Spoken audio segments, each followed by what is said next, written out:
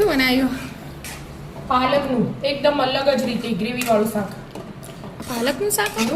પાલકનું લાગે કોઈ લાગતું તો નહીં. હા કેવી રીતે બનાવ્યું? એડ શીખવાડ્યું તને એનું. જો પાલક હે ને ધોઈ અને ઝીણો ઝીણો સમારી દીધો. એટલે આમ ઝીણો ના કહેવાય, મોટો ના કહેવાય. અને પાણી મૂક્યું ગરમ. તેમાં સમારેલો 2 મિનિટ જ બાફવાનું, એનાથી વધારે નહીં. 2 મિનિટ થોડુંક મીઠું નાખી દેવાનું અને બાફી દેવાનું, પછી કાઢી દેવાનું. બરાબર.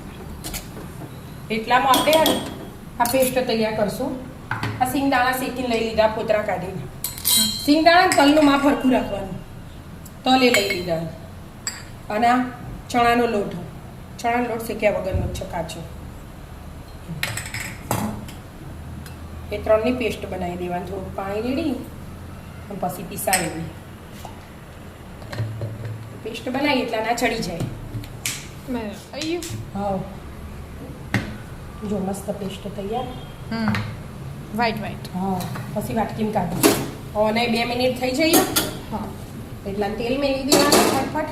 10-15 મિનિટમાં શાક બની જાય. ના આવે 10-15 મિનિટમાં મને. હા,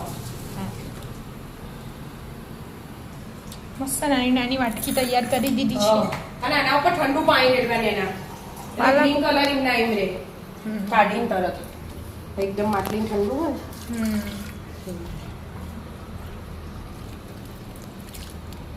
આપણે પાલક પનીરમાં કરીએ ને એવી રીતે, પણ આ વખત પનીર વગરનું હું અલગ જ રીતે શાક બનાવું. પાલકનું ઠંડુ કરી દેવાનું. ઠંડુ 2-3 વાર ધોઈ દીધું એટલે ઠંડુ થઈ ગયું. થવા દેવાનું. આપણે આવી જો બેક ટુ શાક વઘારવામાં તેલ બિલ તેલ લઈ લઉં.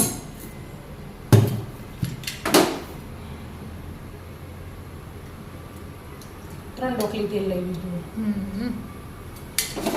ગરમ થવા દે. હવે જો તેલ ગરમ થઈ ગયું ને બેટા, હવે પહેલા જીરું લઈ લેવાનું. પછી હિંગ. હા, હિંગ અને લસણ તમારી નાખી દો ને. 8-10 કળી જેવું હતું. લસણને 2 મિનિટ શેકવા દેવાનું. આ ડુંગળી એક સમારીને રાખી લો. બરાબર. મોટી સાઈઝ હતી ને એટલે એક કરી લીધી. હવે છડવા દો એ બેનો. ચડવા થઈ છે. હવે હે ને આદુ અને મરચું એક. બરાબર. એ નાખી દીધું. હવે એ ચડે ને એટલામાં આપણે મસાલા કરી દઈએ. એટલે બધું હાથે ચડી જાય. હવે પહેલાં મીઠું,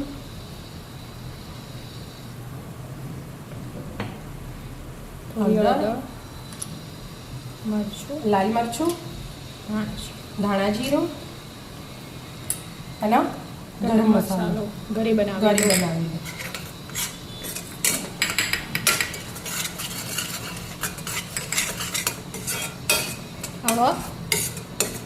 હવે ટામેટું એક જ લીધું. એક ડુંગળી લીધી હતી ને, એક ટામેટું. બરાબર. પ્યુરી હવે તેલ છૂટે ને તારજો છડવા દેવાનું. બરાબર. ઢોકીને છડવા દેતા. જો ચડી જઈએ ને હવે આ પેલી પ્યુરી બનાવી હતી ને, સિંગદાણા, તલ ને ચણાનો લોટ એ એડ કરી દીધો. એટલે હલાય કરવું પડશે. આનો ચણાનો લોટ ને એ નીચે ચોટી જાય નહીં તો ધીમો ગેસ રાખો. હાલ કશું નાખવાનું. હવે પાલક નાખવાનો હોય. 2 મિનિટ બધું મિક્સ થઈ જાય પછી ખાવા દો 2 મિનિટ. લેડો જલ્દી કહીએ છે 2 મિનિટ. જલ્દી 2 મિનિટ થઈ જાય રાતે. એમ નહીં બેટા, મિક્સ કરીએ ને આપણે, ભલે 1 મિનિટ ગણો 2 મિનિટ મિક્સ થઈ ગયું ને એમ કહું. થઈ ગયું મિક્સ. હા, પાલક હવે. એટલે પાલક છડેલો જ છે.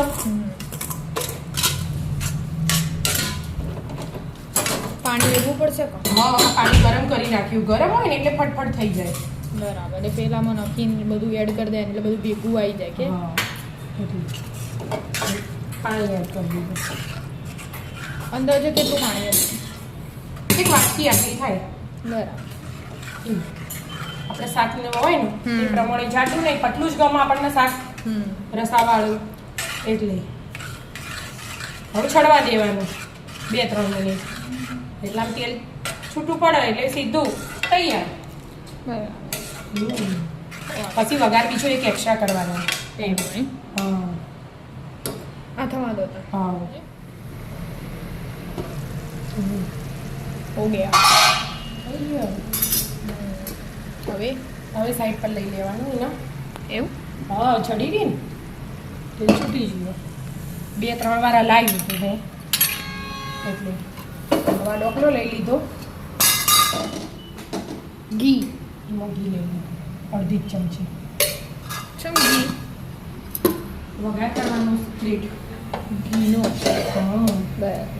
એ ગરમ થાય ને ગરમ થવા. હા હવે જો ઘી ગરમ થઈ ગયું ને લસણ. લસણ નાખી દીધું ફરીથી 1 ચમચી. હા હવે લસણ ડાયરેક્ટ આમાં હા એટલું લસણ. 1 સેકન્ડ જો સતરાઈ ગયું ને. હા એટલે કાશ્મીરી કાશ્મીરી મરચું.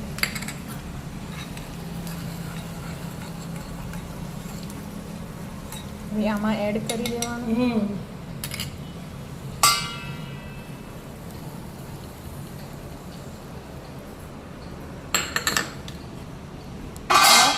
હવે બધું મિક્સ કરી દેવાના લાવી. મસ્ત પાલક અને ગ્રેવી વાળું શાક શાક થઈ ગયું. તૈયાર. ચલો ખાવાવાળા માણસ રાહ જોવે છે. ટાઈમ થઈ ગયો એટલે આજ બીજું કામ કર્યું ને એટલે મારે મોડું થઈ ગયું. પણ તૈયાર પપ્પા. 2 મિનિટ છોડવા દો ખાલી 2 મિનિટ છોડવાની. હવે પાછળથી લસણ નાખી નહીં રહી. એટલે સીધા લીલા દાણા નાખી દો હવે. આ રોટલી કડક થઈ જાય ને મારે એ પેલું કર્યું ફૂલેલા. રડો તો. આટલું પતાવીને ખાવા આપી દો બધાને. મસ્ત શાક તૈયાર ને. વઘાર કર્યો એટલે આખું બદલાઈ જાય ને શાક. તો તને લાગતું જ નહીં પાલકનું શાક હોય. તૈયાર. આવી જાઓ મિત્રો પાલકની અલગ રીતે ભાજી ખાવા. રાધે રાધે. રાધે રાધે.